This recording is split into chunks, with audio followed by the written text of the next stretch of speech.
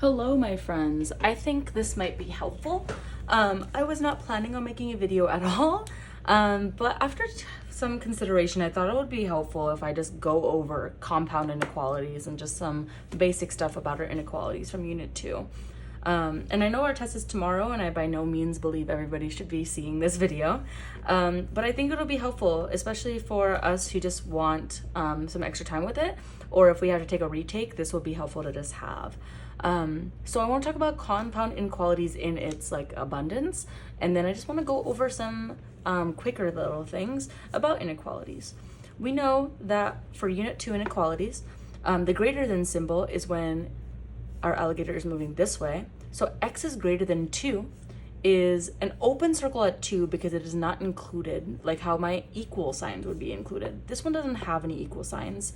So my x cannot be 2. So I have an open circle at 2, and x is greater than 2, so it goes all the way to positive infinity. The less than symbol does the same thing, just towards negative infinity. So this is x is less than 2, is less than. Greater than or equal to is when x is greater than or equal to 3. At 3, that means I have a closed circle because it is included. So when it's greater than 3, I'm going towards positive infinity. When I have less than or equal to, I have x is less than or equal to 4. It can be 4, which means it's a closed circle, but it's less than, so it goes all the way to negative infinity. And that is a quick little refresher on just our inequalities themselves. For our compound inequalities, we are comparing two different types of inequalities and putting them together. So there are two types of inequalities, two types of compound inequalities, and that is our OR inequality and our AND inequality. So in our question, we will be told if it's an OR inequality. It'll say OR. It'll say this inequality or this inequality. With an AND inequality, there's two ways to say it. There's two ways to say AND inequalities. There is the one that says and then there's the one that does not say and. This one, however, we have to know is an AND inequality.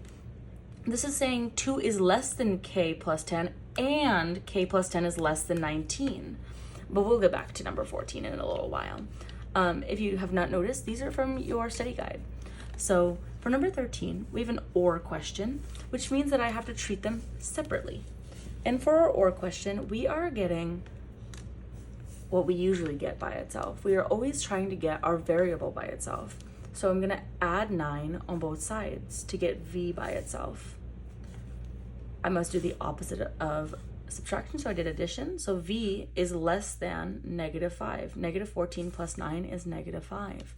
I have not multiplied or divided by a negative, so my equality sign stays the same. This is one part, or it can be this next part, which is negative 9v less than 18. This is a coefficient. My negative 9 is right next to my v. When a number is right in front of a variable like that, and it has no visual operation, that means that it is multiplying. The opposite of multiplication is division, so I must divide negative 9 on both sides. Negative 9v over negative 9v is a form of 1, so I have v, and I divided by a negative, which means I must change my sign. I must flip it. So now it's v is greater than negative 2. 18 divided by negative 9 is negative 2. Perfect. And this is also complete. So this is saying on my number line that I have negative 5 on one side and I have a negative 2 on the other. At negative 5, I have an open circle and my v is going less than negative 5, which means I'm going towards negative infinity. And then for my v is greater than negative 2, it is also an open circle, but v is going towards positive infinity because it is greater than.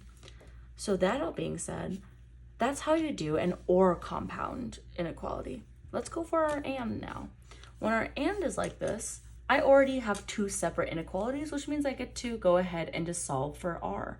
So I'm going to subtract 7 on both sides because that's the only thing that's with my r plus 7.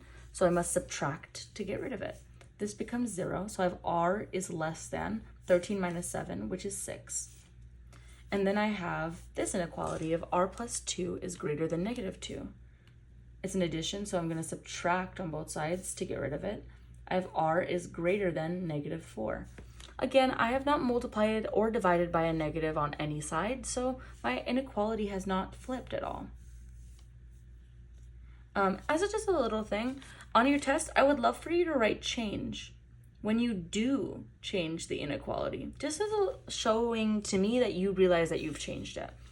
So going back to my and question for number 16, I'm plugging 6 onto my number line. Oh, actually, I'm putting negative 4 first because negative 4 comes first in my number line because negative 4 is less than 6. So 6 goes onto the right of my number line.